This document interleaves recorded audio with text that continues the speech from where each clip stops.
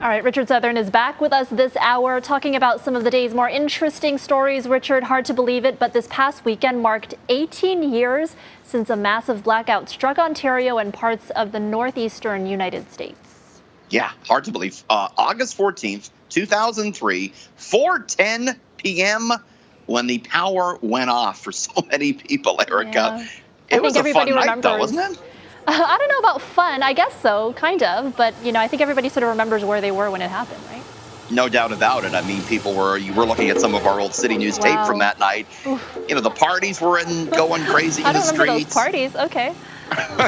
Nobody invited Erica and I to these parties. Where were we? Come on. I don't know. I asked CityNews viewers where they were. I want to show you some of the responses. First viewer, he writes, quote, "I was 12, spent the night at my grandparents, sitting on the front lawn, looking at the stars, listening to their stories of growing up in Italy." A lot of people talked about being able to see the stars that night because all the lights went out. Yeah. Another viewer wrote us, he said, this is Eric, directing rush hour traffic at Steeles and Brimley and having people set up in lawn chairs watching him do that. A lot of people pitched in to direct the traffic. That's a pretty interesting memory, Eric. Yeah.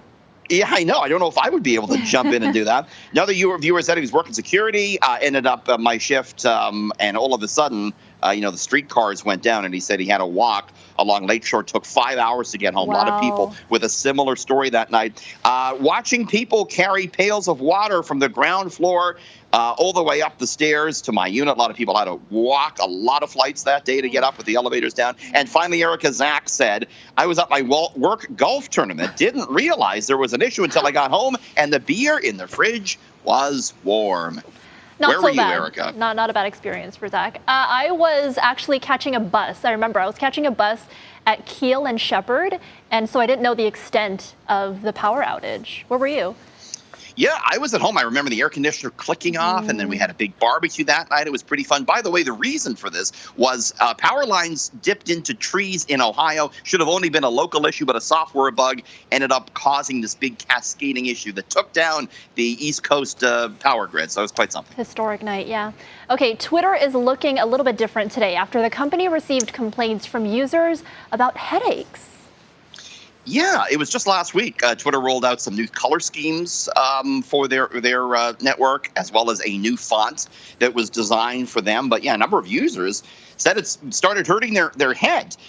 Some users as well with accessibility needs were not liking what they saw as a confusing redesign. Some people thought it to be uncomfortably bright. In response, Twitter said it is tweaking the color on the buttons, tweaking the font as well. It's always the case, Erica, when social media companies do a redesign, people hate it, and then a couple of years later they do another redesign, and they don't want to change it from that. So you can't really make everyone happy with these things. Yeah, it's true. So usually they do like a little test group before, and then they'll expand that. So it's kind of weird that you think so? Yeah. You know. Finally, we're learning more about the psychology of domesticated cats. A lot of people are interested in this. It turns out they don't want to work too hard for their dinner. What a surprise, eh? Cats? Yeah. No, cat owners know that, but this is apparently quite interesting. Researchers out of the University of California, Davis, Erica, they found that cats prefer a meal where they don't have to do anything.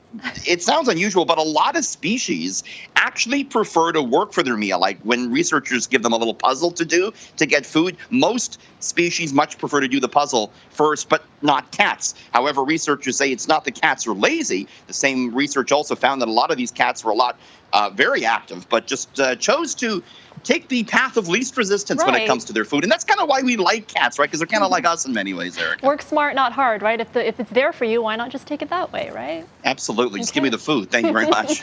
All right. Thanks as always, Richard, and we'll see you tomorrow. See you tomorrow.